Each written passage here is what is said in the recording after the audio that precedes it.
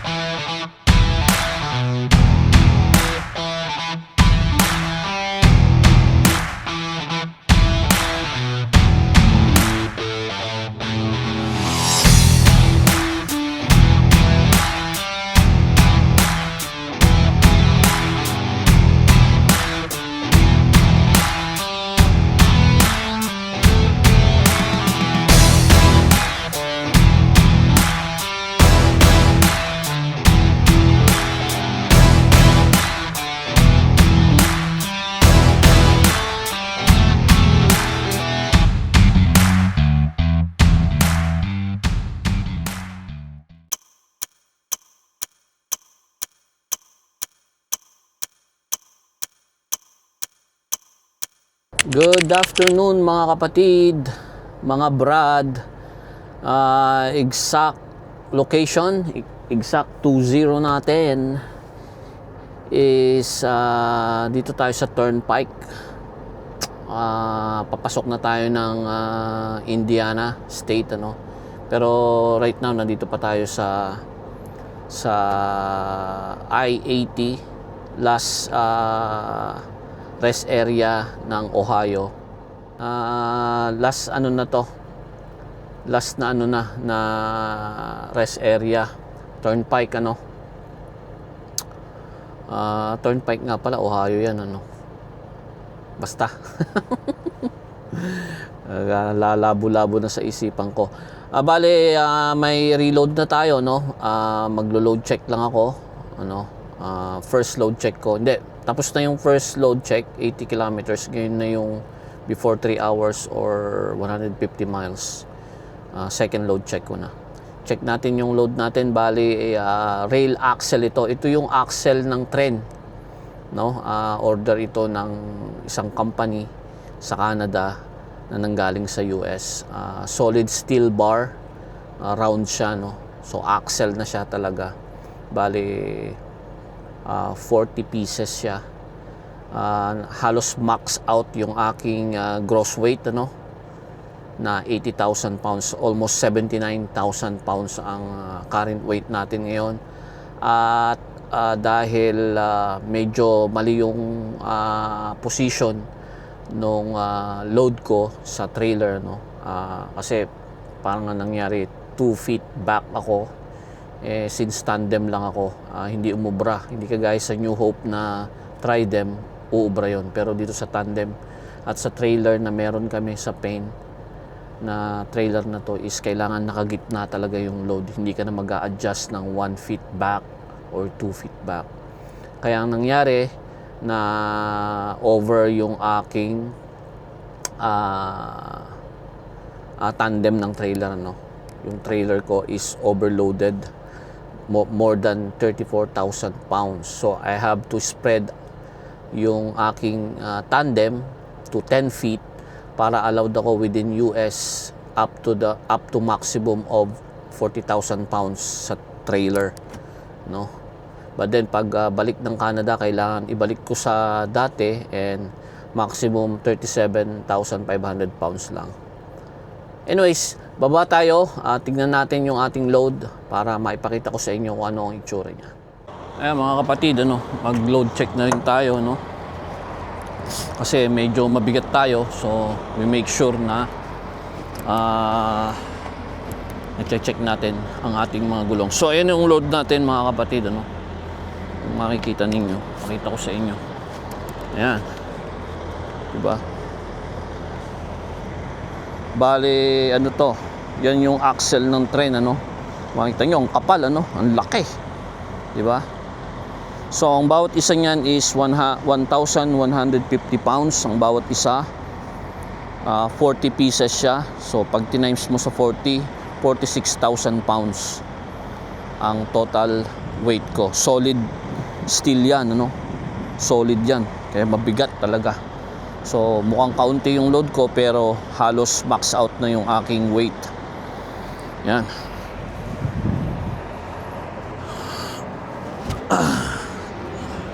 Load check na tayo. Importante na ma-check natin ang gulong dahil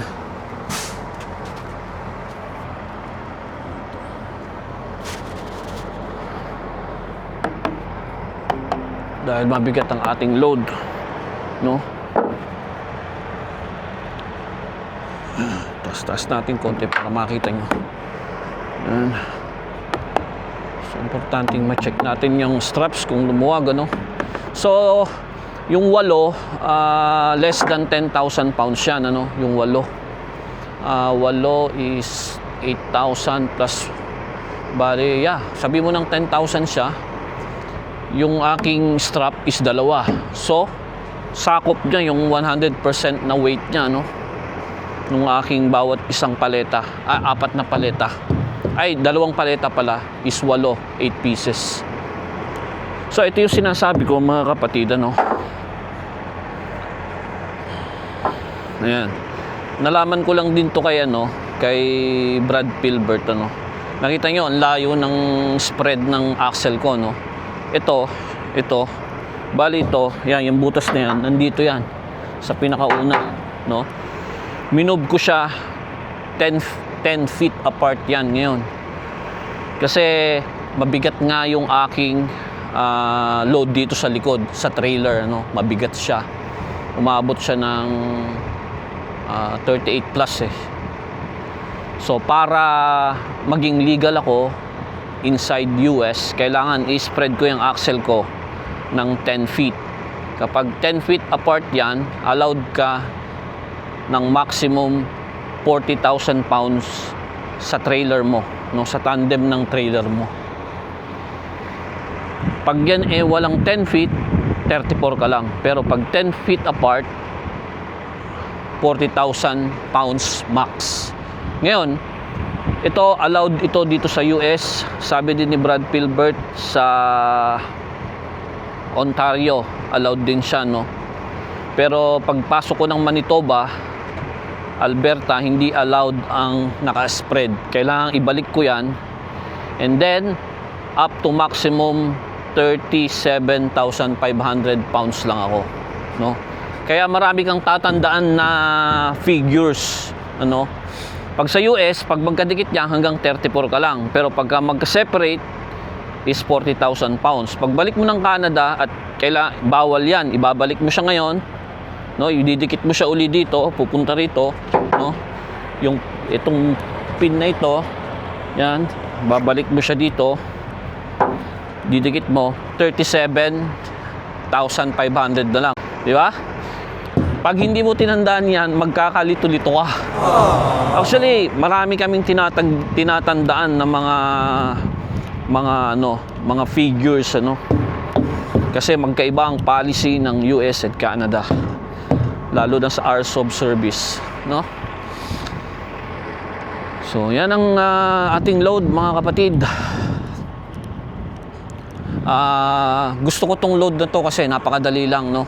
Hindi komplikadong i-secure, ano? At walang tarp, no? Madali lang talaga at mababa siya, no? So kahit mag-sway-sway ka, hindi ganun masyado delikado. But then syempre mag-iingat tayo, no? Goods ang ating mga tires.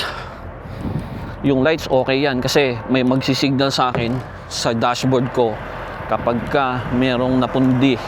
Itong kagandahan nitong Volvo, pag may napundi, at na-check ko naman yung kanina umaga, okay na okay. And mga kapatid, ano, wala nang ulan dito, no? Samantalang nung simula ng Monday,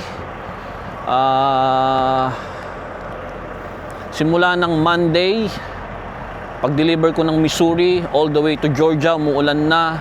Kagabi, from Georgia going to Ohio, umuulan pa rin. Pag-load ko kanina, umuulan pa rin. Pagpasok ko dito sa Buchanan na ng Indiana, okay na ang panahon. Ayan, oh. Kita nyo mga kapatid, may araw na, no? Tatapusin natin ang 30 minutes break dito, kakain tayo. And then, magdadrive pa tayo. Let's see kung saan tayo abutin kasi may maiiwan pang 6 hours of driving. Let's see kung saan tayo dadalahin ng oras na yan, ano? At yeah, patuloy ang ating biyahe. Magkita-kita tayo hanggang sa makabalik tayo sa yard sa Winnipeg. Isang magandang hapon mga kapatid.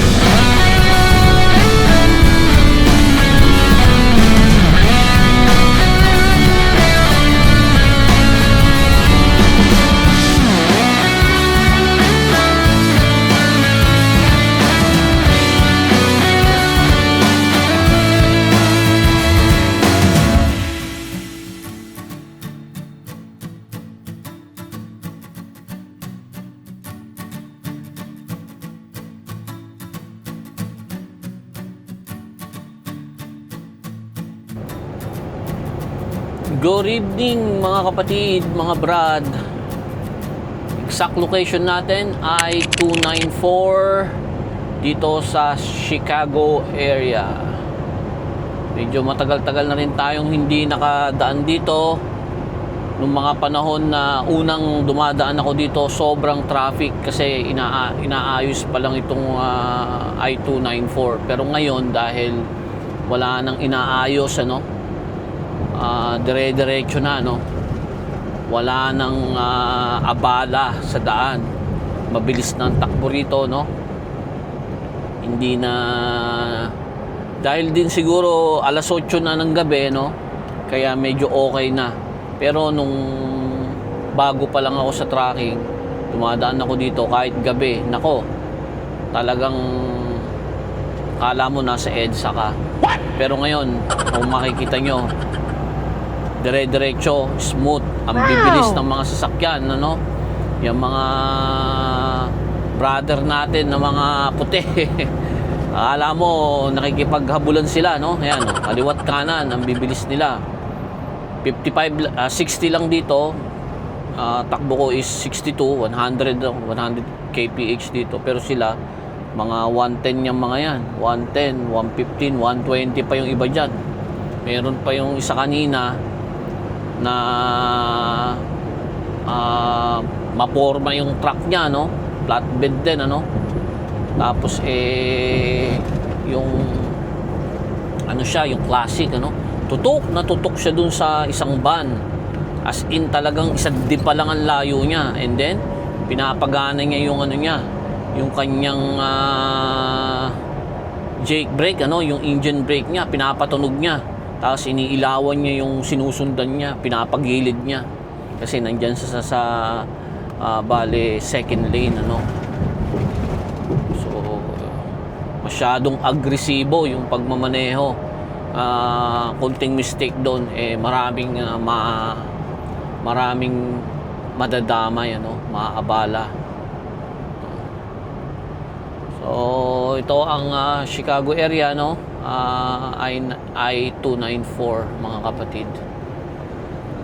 Pinaplano ko na mag-stop ngayong gabi dyan sa Bellwit rest area. Hopefully meron pa tayong maparkingan kahit sa gilid-gilid na lang tayo, Kagabi dahil sobrang late na ako natapos, nasa gilid ako ng interstate, bali doon sa ramp, sa exit ramp nung rest area sa may Ohio, sa may I-71. Doon ako ngayon sa gilid ng interstate. Napakaingay dahil bawat dumadaan na truck maririnig mo talaga.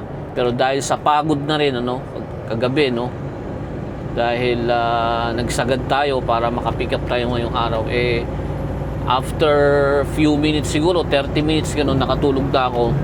Nagkaroon na lang ako ng uli sa ingay nung maliwanag na, umaga na, mga bandang alas 7. Umihilang ako, then natulog ako uli. Gumising ako alas 9. Hopefully ngayon hindi mangyari sa atin na ayaw ko yung ganun, na nagkataon lang na nung kagabi hindi pa ako inaantok, kaya minabuti ko na dumire-diretso kasi yung area naman na yun is walang mga deer, walang mga hayop na tumatawid sa kalsada, so okay lang sa akin. Ngayon alas 8 na ng gabi, itong area naman ng ng Illinois hanggang doon sa may Bellwit, wala namang mga hayop na tumatawid doon, mga deer. Yan lang naman ang iniiwasan natin, yung mga tumatawid na deer, dahil baka makabangga tayo ng tumatawid na deer, mahirap na. Ayan, pinagbigyan natin yung kapatid natin na sinasaksak niya na yung truck niya kahit meron pa siyang sinusundan. Nakita nyo, kung napansin nyo, tinututukan niya yung kotse, and then nagsignal na siya, yung kalahati ng truck niya hindi pa naman nakakalusot sa akin, so pinagbigyan ko na lang, So dyan tayo mag-i-stop, sa border na ng Illinois at Wisconsin, sa Bellwit rest area. Hopefully meron pang parking, mga kapatid. So kita-kita tayo doon maya-maya lang, mga kapatid. Isang magandang gabi.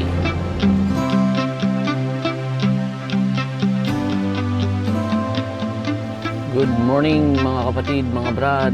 Isang magandang umaga. Kita ang araw doon. Napakasarap. Hindi kagaya nung mga nakarang araw from Monday to Thursday hanggang sa kahapon. Puro ulan ang nakikita ko. Naka-drive man ako o naka-stop ako. So, umaga na, Siyempre, bago tayo mag-start, hindi natin pwedeng lakdawan, umuulan man, umaraw, nag-i-snow, yung ating pre-trip inspection. Napaka-importante sa umaga, yung load securement natin, i-check natin, dahil baka mamaya merong nag-loose dyan, na hindi natin napansin dahil natatagtag tayo while driving, And of course, mag-o-open din tayo ng engine bay to check, baka may mga unusual na pangyayari dyan, baka may nagli-leak or may lumuwag, so importante rin na gawin natin yan. So yon, magpi-pre-trip inspection tayo, then after nun biyahe na tayo. Hintay pa tayo ng I think 30 minutes pa, kasama na yung ating 15-minute pre-inspection. So bababa ako at ikutan natin at i-check si Alex ang trailer natin, ang load natin.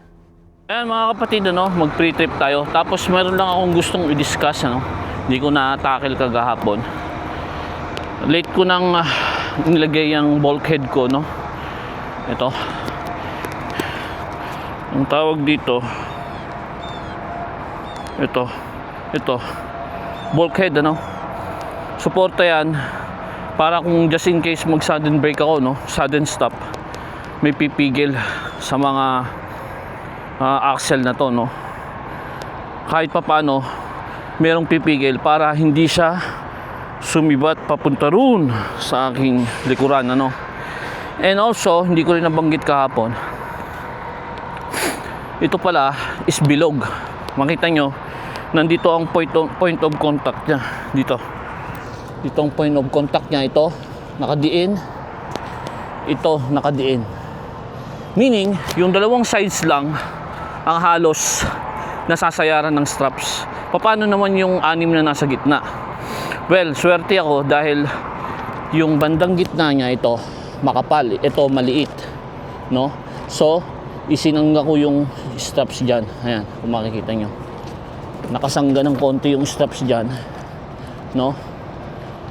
Pang suporta, no? Kahit lagyan ko pa yan ng choke strap, yung ganon, hindi pa rin didikit yung strap sa mga axle, ano. Kumbaga yung gitna niyan, wala siyang masyadong puwersa, no? Kasi nga pantay-pantay siya, kumbaga walang umiipit, ano. Ang tanging nag-iipit is yung strap na nilagay ko, no. Yan. Dahil kung makikita nyo, ito malaki to, ito maliit, ano. So dyan siya nakalapat, and then ganun din sa lahat. Then doon sa dulo, magkabilang edge na ganito, nilagyan ko ng strap just in case mabunot yung isa, malaglag, ano. So yun lang ang mahirap dito. Kailangan talaga may distance ka sa sinusundan mo, dahil tignan nyo naman to kung gaano solid na bakal. Kapag nag sudden stop ka, ito lang ang pipigil, oh. Itong bulkhead ko ang sasangga dyan, ano. Sa bigat niya, ano. Pag bigla kang tumigil, 100 ang takbo mo, and then sudden stop ka, wag naman, ano. Lahat yan lilipad papunta dun, papunta sa akin. Kaya dahan-dahan lang tayo, dahil mahirap talagang mag-load ng ganito. Next time siguro, no, ang gagawin ko, mga kapatid, bawat stock mayroong pagitan para lalagyan ko ng bulkhead, no. Naisip ko na lang yan kagabi, nag-iisip ako kagabi, na sabi ko parang hindi sapat, no. Hindi sapat yung aking securement. Pag nagkaroon ng biglaan, mahirap, dahil yung gitnang yan hindi nasasayaran ng strap yan, no. Ang sumusuporta lang dyan yung sa harapan, no. Kaya doble ingat tayo, mga kapatid, dahil hindi biro ito, no. So ganun lahat yan. Yung sa harapan, nasa harapan niya, nasa pinaka, ito, di ba, mataas ito, tapos pababang ganyan, dyan siya nakalapat, no. At tinatalon-talonan ko na yung straps na yan para mahigpit. At ito lang yung suporta niya, no, yung bulkhead ko. So kagabi iniisip-isip ko, no, delikado yung load ko, no, kasi there's no way talaga na masisecure mo yung gitna, ng secured talaga. Not unless siguro may damage ka na pag ganon, pa diagonal, ano, and then tsaka mo siya lalagyan ng straps. Ay nako, yun lang, na-share ko lang, mga kapatid, ano, kung gaano ka delikado yung load ko ngayon. At halos naman lahat ng mga load namin, ano, is delikado talaga, mga kapatid. So mag pre-trip na tayo.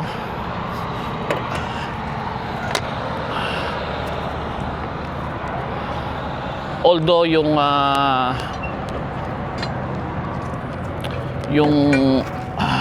bawat stock, 5 stock yan eh, yung strap ko more than enough, 100% na hino-hold siya dito lang sa gilid talaga. Yung gitna, I doubt talaga. Ayan, so yan, nakita nyo yung ito.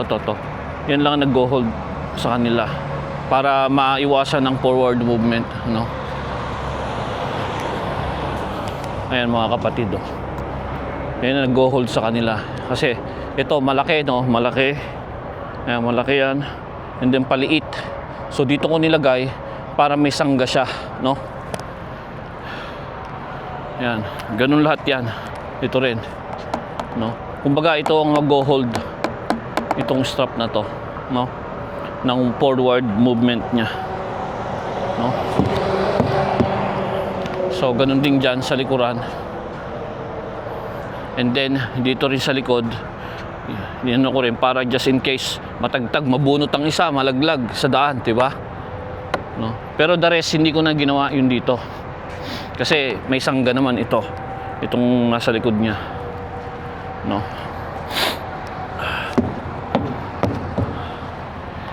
bilin pa nga sa akin dun sa pinagloadan ko, dito ko raw i-strapin, sabi niya. Pero mahirap yun. Paano na yung gitna, di ba? Walang suporta yung gitna. So ingat-ingat na lang sa following distance ko. Kailangan malaki yung following distance ko, para may enough time ako para mag-brake slowly, smoothly,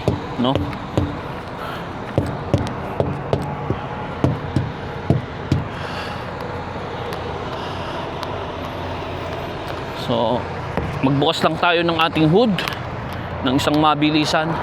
So yun, isa sa mga instances na kinakaharap namin ng mga flat deck driver is yung pagsisecure ng load, at minsan mahirap talagang i-secure para 100% sure ka na safe ka while you're traveling, mahirap.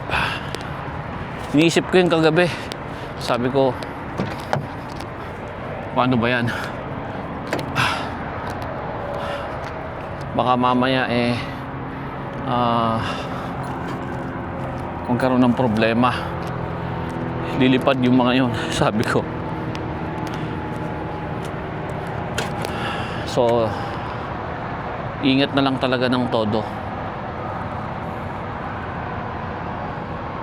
Nasa ano pa siya, nasa max pa siya, so goods pa yung oil natin.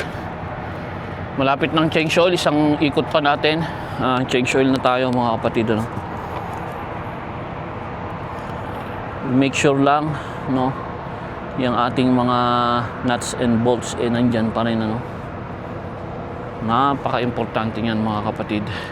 Steering wheel, walang masyadong play, and then walang tagas of course sa ilalim, sinisilip natin yan, walang tumutulo.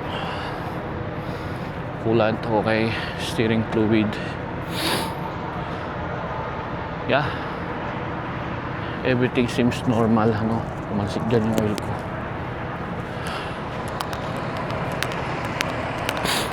Bale, bago ako umalis ng yard, and then mid trip ko, chinecheck ko ang engine bay.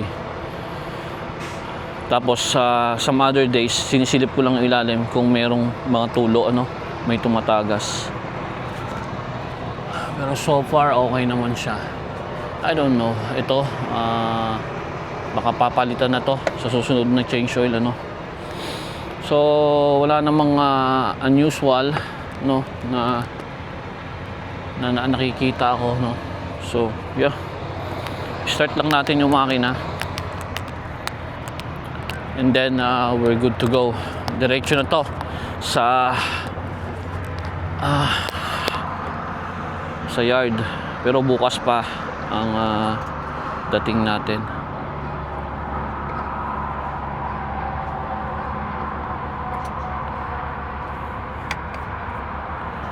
Titignan ko lang yung temperature niya. Kasi magdamag na nakabukas yung heater ko. So makikita nyo doon, ayan o, 42 degrees Celsius kahit nag -1. Yung engine coolant ko habang gumagana yung aking heater sa magdamag, pinapainit niya rin. Ayan o, 42 siya, no? So during winter time, kahit sobrang lamig, wag lang siguro -30, no? Hindi pa rin natin kailangan magpaandar ng makina, no?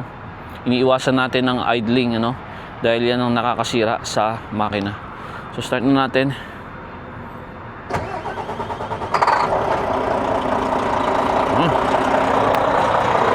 Okay. So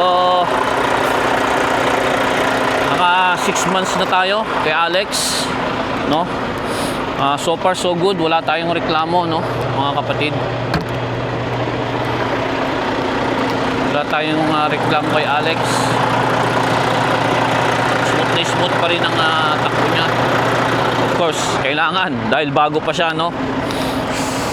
And hopefully ma-maintain natin siya ng maayos para marami pa tayong pakinabang sa kanya hanggang sa matapos natin siyang bayaran, ano, para ma-enjoy ang full benefits ng pagiging owner operator. Yun lamang mga kapatid na i-share ko. Magandang umaga sa lahat. Magkita-kita tayo sa susunod na takbo ko. Lagi niyo po akong samahan. Huwag po kayong magsasawa. Patuloy kayong sumubaybay. At lagi po nating tandaan, mata sa kalsada, kamay sa manibela. Manibelang Pinoy, magandang araw po.